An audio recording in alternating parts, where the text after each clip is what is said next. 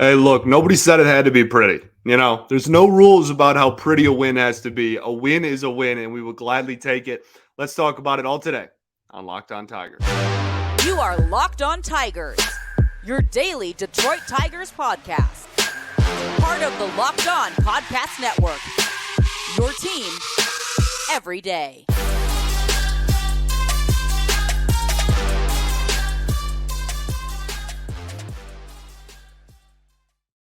What is up, everybody? Welcome back to another edition of Locked On Tigers. I'm, of course, your host, Scott Bentley. Today is Tuesday, July 18th, 2023. Thank you so much for making Locked On Tigers your first listen every single day. We are free and available wherever you get your podcasts, including YouTube, part of the Locked On Podcast Network, your team every day. Today's episode is brought to you by, drumroll please, Game Time. Download the Game Time app, create an account, use code LOCKEDONMLB for $20 off of your first purchase. Last minute tickets, lowest price guaranteed. Alrighty, well, the Detroit Tigers do win a ball game on Monday night over the Kansas City Royals by a score of 3-2. A win is a win. Like I said, we'll gladly take it. Okay, we're pumped. We take every single win we can get. I don't care how ugly it is, truly. Vibes were saved in the 8th inning there. I will say that I don't think that this was a great ball game for the Detroit Tigers. I have plenty of critiques and areas of improvement, we'll call them, that we'll discuss throughout the show. The offense has been dreadful lately. So plenty of I don't want to say negative because we won, but plenty of rooms to improve still, okay?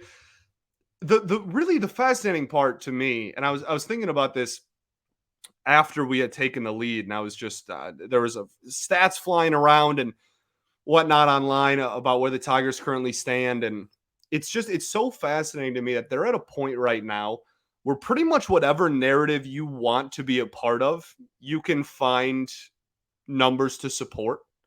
Like you can find things that back up whatever narrative you want to push. If you're the optimist, that's like, you know what? This team is like, I want to keep as many people as possible. I think that they can make a run at the division. Well, they're 3-4 since the All-Star break, right? The team has looked better since Riley Green came back, right? Like you're fully healthy. You got some innings back in your starting rotation. The pitching's been fantastic since the All-Star break, right? Some of your key contributors offensively are having pretty solid months of July. You can really go down the rabbit hole, find some things to point to and be like, this is why I'm an optimist. And if you're on the other side, you can also find plenty of numbers as to why you're a pessimist. And two people can be having a conversation and all bring up like stats or scenarios that are objectively true. And like both people can be kind of right.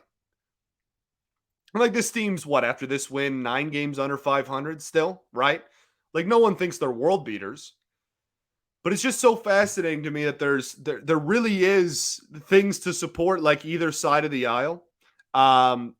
This team went 20 innings without scoring a run. They got shut out by Jordan Lyles. And this is his second quality start against the Tigers this year. Jordan Lyles, for the record, has 1 win on the season. So you heard that right. For those that are really good at math and keeping score at home, Jordan Lyles has more quality starts against the Detroit Tigers in 2023 than he does wins. He has an ERA over 6. He's 1-11 and has a -1 baseball reference WAR. He's one of the worst every fifth-day starters in the major leagues. And yet, he has 2 quality starts in 2 starts against the Detroit Tigers.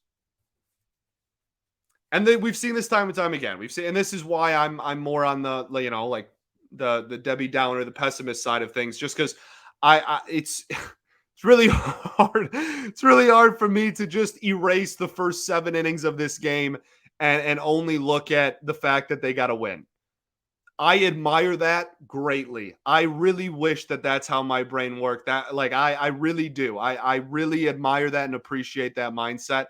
but that's just not how I analyze the game of baseball, unfortunately. Like I cannot just erase the bad baseball that was played for the first 7 innings from everyone not named Matt Manning and Tyler Holden, whoever the first 3 pitchers were. The pitching was great, not the problem. That's my point. So I guess we can just kind of transition that into the game itself. Jordan Lyles starts this game.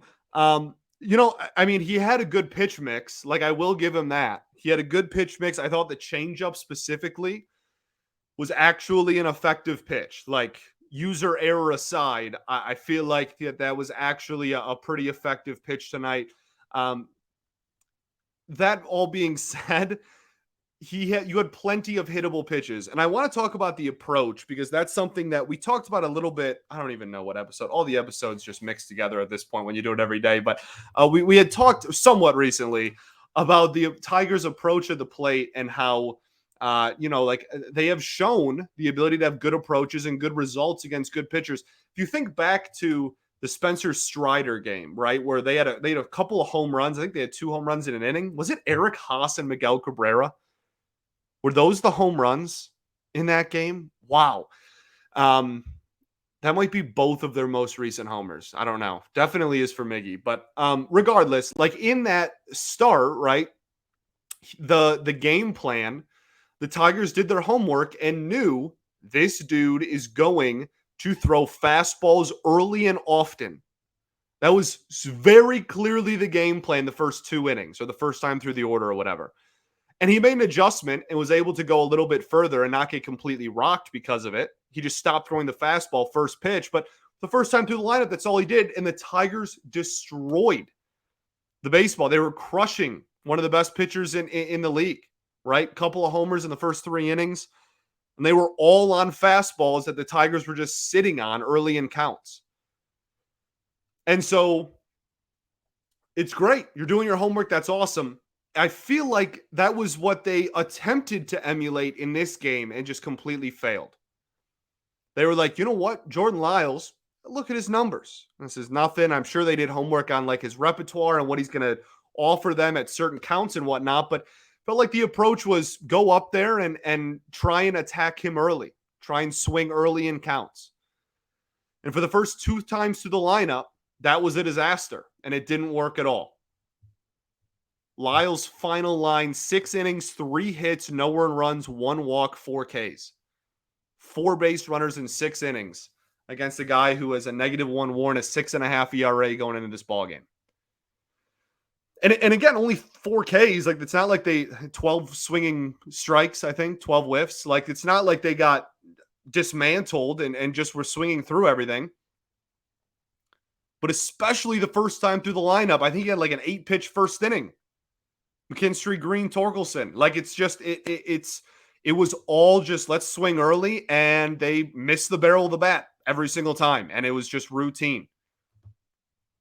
And that felt like his entire outing pretty much until the very end. They got a little bit better, raised his pitch count a little bit at the very end of his outing. And then that transition into the bullpen, this Royals bullpen is an atrocity. It is brutal. Dreadful major league bullpen. Okay. And so they were bringing in dudes that could not buy a strike. They just were not, they couldn't find the strike zone for anything. And so it was nice to see them make that adjustment and then win the ball game because of said adjustment that was made. We love in-game adjustments. That's something that the 2022 team did not do a single time all year. So I greatly appreciate that. But it doesn't take away from, you know what I mean? Like, it's hard. My brain, it's difficult. Frustrating game, but a win. So, like, I don't really know. My emotions are all over the place. As we've said a lot, though, and as we will continue to say, we'll gladly take it. Let's keep talking about some individual performances offensively. I still have some stuff as far as approach goes with some individual players to discuss. But first, let's talk about our friends over at Game Time. Game Time is the definition of clutch. You can forget planning months in advance because they have deals right up to the day of the event. You get exclusive flash deals on tickets for basketball, baseball, concerts, comedy, theater, and more. The Game Time guarantee means you'll always have the best price. And you can find tickets in this, if you can find tickets in the same section and row for less, Game Time will credit you 110% of the difference. You can get images of your seat before you buy, so you know exactly where to sit when you arrive. You can buy tickets in a matter of seconds, 2 taps, and you're all set. No digging through your wallet, your purse, your backpack, your email, etc. They're just right to your phone. It's easy as that. So snag the tickets without the stress at Game Time. Download the Game Time app, create an account, and use code LOCKEDONMLB for $20 off of your first purchase. Terms apply. Again, create an account and redeem code LOCKEDONMLB for $20 off. Download Game Time today. Last minute tickets. Lowest price guaranteed. All right, everybody. Welcome back to segment 2 here. Locked On Tigers. I appreciate y'all for tuning in, making us your first listen every single day. Shout out to the everydayers that do tune in every day. We'll be back tomorrow recapping game 2 against the Kansas City Royals. We'll talk about the matchups and pitching and whatnot at the end of the show. So back to this offense. I do want to talk about some individuals. Before the game even starts, Javy Baez isn't in the lineup. And Javy was just everybody was talking about Javy on Twitter today. I mean, he really stirred something up within this fan base, dog. Everybody was just screaming at each other and yelling about their opinion of Javy. Most of the people were agreeing with each other, and like still everybody just was screaming and typing in all caps and insulting each other over their opinion of Javy Baez. And it's you know, people always ask me about these things, obviously, and we talked about it literally yesterday. I don't have any groundbreaking, new take on anything sent in the last 24 hours, but I'm just going to reiterate, like, it's really difficult for me as someone who has a 30 to 40 minute show every single day about this team that plays every single day, for me to like get extremely upset about Javy Baez every single day. Like, I can't do it. You don't want to listen to that, right? You don't want to listen to me just talk about one person and how much he's not worth the money at all and how he swings at everything that's, like in the opposing batter's box and how awful he is. Like, no one wants to hear me talk about that for 40 minutes every single day all year round. Like, I cover this team every single day. Right. Like I can't do that. Like, my brain, that's just not how I operate. I'm not going to be able to get like, again, like red in the face, angry over Javy Baez every day. It's just, I know what he is. I have a feeling everybody kind of knows what he is. He's opting in. So like, get used to it, buckle up. You're going to have to deal with it just like I'm going to have to deal with it. And that doesn't mean either of us have to like it, but like, it's happening. He's not going anywhere. So, well, obviously he's part of the team. We're going to keep talking about him. But it's just really hard for me to just come on here and be like, you know what?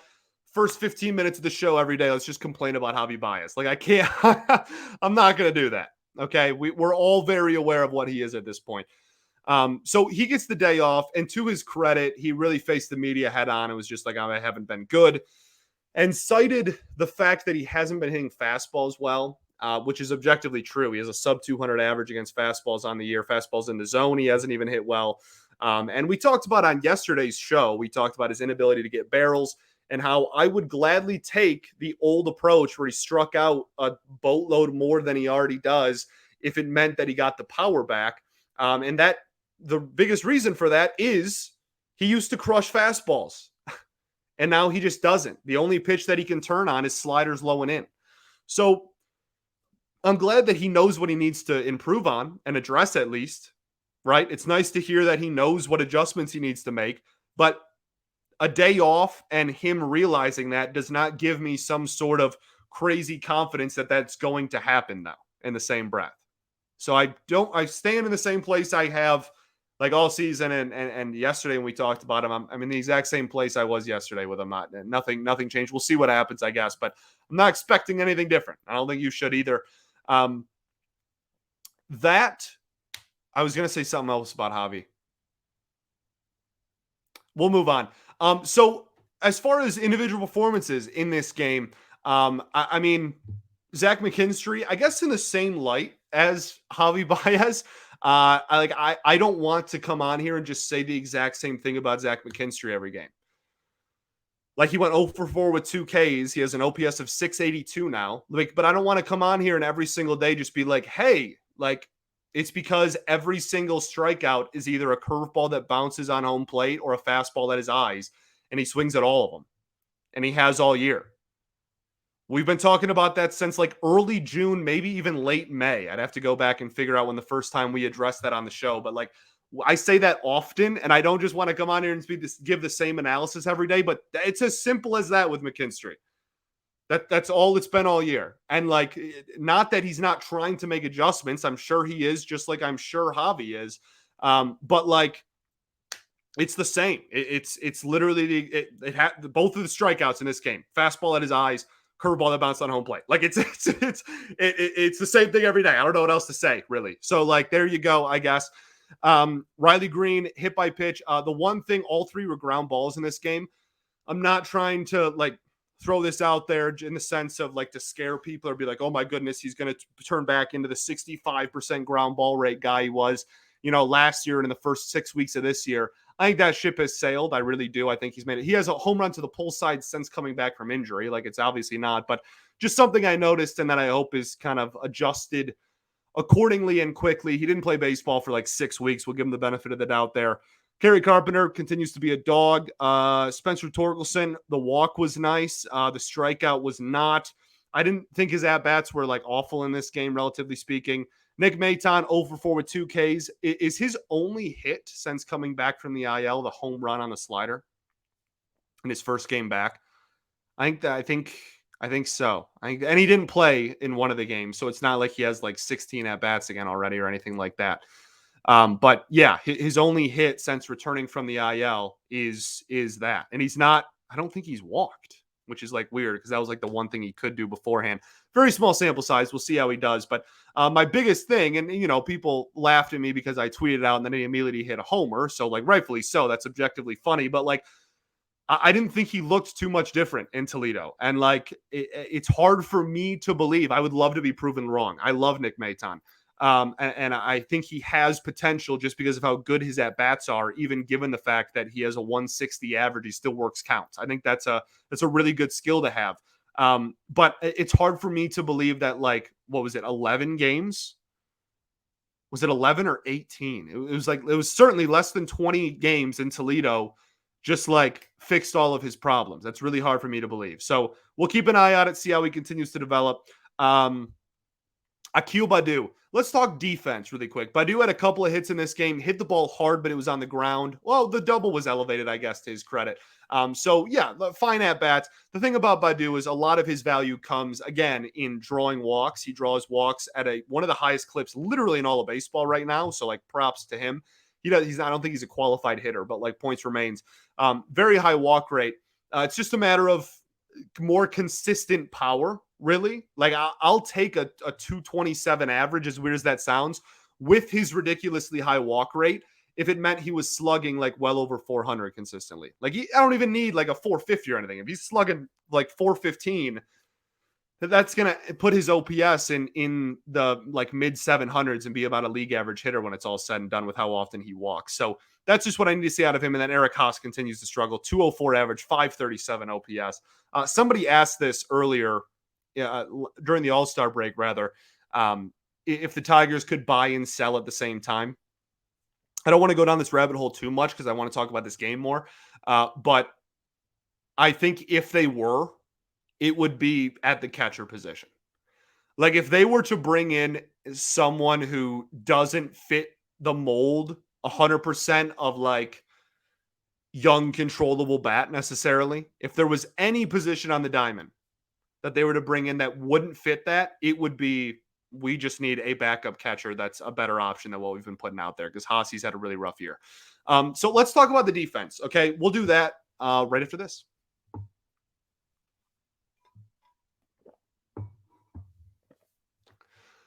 All right, everybody, welcome back here. Third and final segment of Locked On Tigers. I appreciate y'all for tuning in as always. So talking about the defense really quickly, and then we'll get into Matt Manning and the bullpen and the pitching and whatnot. Akil Baddoo in left field made a fantastic play. Fantastic play. Saved a run, like kept the I mean, I think pretty objectively saved a run. Really, really big moment there was at the bottom of the 8th inning. I think Foley was on the mound. Runner on base. Great play. Okay. He's an athlete. He's got the athleticism to cover a lot of ground. That's great. There was a play, though, where he tried to get a runner out at home plate. And I have said this a million times as well. I cannot stand letting the trail runner get an extra 90 feet. It drives me nuts. And that's what happened. And like, you have to realize one of two things has to happen there. Like he got the ball in his glove. I think Jed tweeted this out. Like he literally had the ball in his glove before the runner was even at third base. Like you have to realize one of two things. A, you have to just have the self-awareness of, I don't have a very good arm, so I'm going to throw the cutoff man so that we can at least hold the runner at first, or maybe he has a better arm than me, and then we can try to relay and get him at home plate. Okay? Because the throw was dreadful to home, not even close, and it should have been. Or you just have to have a good enough arm to get the guy out at home, which you don't have. So, like, it's stuff like that. And again, it's not just Badu. I'm not trying to pick on him specifically, because every single outfielder has done this all year. And I've reiterated this a billion times in the last 3 months. I don't even care. I'm going to keep doing it because it drives me nuts. That's fundamental baseball. And it's so preposterous that this team is just allergic to it. They're so allergic to it. Just, you don't have to be Superman. Not everyone has to be a hero. Oh my goodness. Okay. So I think that's really the only defensive thing I want to address. Zach McKinstry played shortstop. He made one bad throw, but I don't think he was a liability out there, all things considered. Yeah. Okay, let's talk about the pitching. So Matt Manning starts this ball game. Fantastic. He's so good. He's so good. I really think that we are witnessing real-time Matt Manning turn a corner. Now, naturally, he'll get absolutely demolished in his next start, but I really do. I think like the pitch mix for the last several outings has been stellar. We talked about in the combined no-hitter outing, right? How he almost threw every single one of his 3 pitches the exact same amount. This game was close to the same. 32 four-seam fastballs, 23 sliders, 21 curveballs, 5 changeups for good measure. But really, really effective. And like the slider is not a true slider. It's more of like if you're a longtime listener of the show, you remember the Michael Fulmer slider cutter thingy is what we called it, right? That was the technical term for it. This is pretty similar to that. It's a pitch that can get up into the mid or even like upper 80s at times. And I really like that. I think it's a really effective pitch. I think that it kind of gives him almost again, like a cutter-ish look, but has a little more break to it. I think it's beautiful. And the curveball to offset that rather than the changeup, I also love because it's starting to move the same direction as all of his pitches, right? The fastball tails a little bit, but it's most importantly moving the same direction. It's moving glove side the same direction as the slider is out of the hand.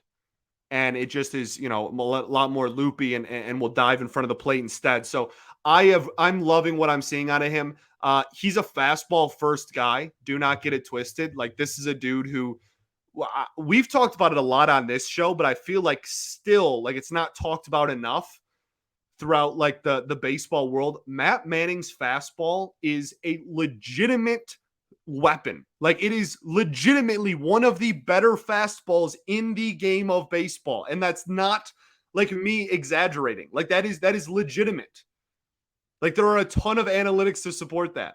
Last season, the run value on his four-seamer was like -15 or something like that. And obviously for pitchers, you want your run value to be negative. For hitters, you want it to be positive. Like, it is legitimately one of the better fastballs in the game of baseball when it is on. Got up to 97 at one point. He was locating it well, except when he wasn't. He was locating it well. I almost said that non-ironically. But he was locating it well pretty much all game. And then the inning and where the runs were scored, he kept trying to lift it. He kept trying to raise it, because he had gone to it early. He had thrown 97 up and away to lefties, right arm side. and it was effective, and he was dotting. And as the outing went along, he just lost the ability to raise the pitch. And so all of those hits, if you pay attention to like all the hits in that inning, all of them are fastballs low that he just keeps. They keep calling the fastball because it's comfortably his best pitch, which I'm totally fine with, but you have to locate it well. The fastball is a fascinating pitch, and I think it's a great life lesson because there is nothing better in baseball. There's nothing more effective on the mound than a perfectly located four-seam fastball. And there is also not a worse pitch than a poorly located four-seam fastball at the major league level.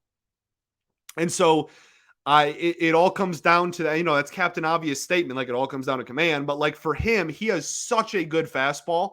It literally does. Like on a start to start basis, if he's finding spots and is able to elevate that pitch with ease, it's over. Like seriously, it's to the point where I'm confident in saying that it's wraps. And if he's not, if he goes out and does get rocked his next outing, I can almost promise you it's going to be because he doesn't have the ability to lift the fastball and attack up in the zone in it.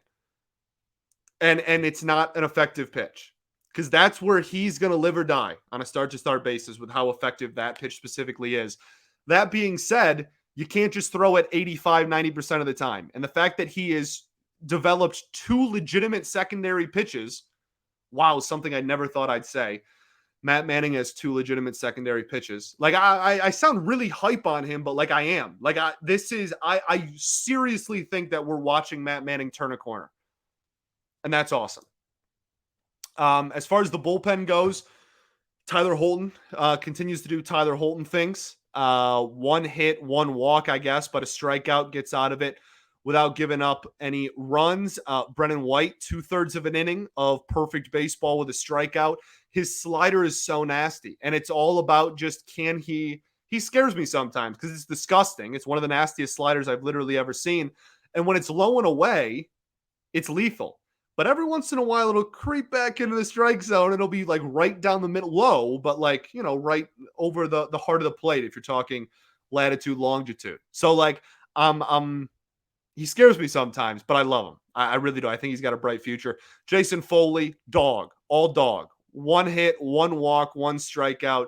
Does not allow any runs. A rare Jason Foley walk. That does not happen ever. Take a picture because it might be the last time we see that for a while. And then Alex Lang. Everyone was nervous, was joking about it going into it, but I mean, he really closed the door and was fantastic. One inning, one hit, one inning, no hits, no earned runs, no walks, 2 strikeouts. The command on his curveball was the biggest thing for me. Right out of the gate, he was putting the curveball right knee high. And we just talked about yesterday that the reason why he was struggling was because the curveball was either hung into the strike zone or it was at the batter's ankles. If he can consistently get that pitch to be like right above the kneecaps, I mean, it's over. Like that's just, and we haven't seen the ability for him to do that consistently and consistently put it where he wants it to. But if he can, that's going to be an awesome and an effective pitch. And he was mostly curveball in this one. I think he threw one changeup for good measure, which we haven't seen in a while. Maybe one fastball as well. That was a ball. But the curveball command was brilliant in this game. And we haven't said that very often about Lang in the last few outings. So props to him. That's pretty much it. As far as the rest of the series goes, let's look at the pitching matchup. Okay, I lost my spot. Great. So Tigers play at 8 p.m. Eastern time. Tarek Skubal will go for the Tigers against Daniel Lynch, who is 2-4 with a 4.18 ERA in 8 games this year.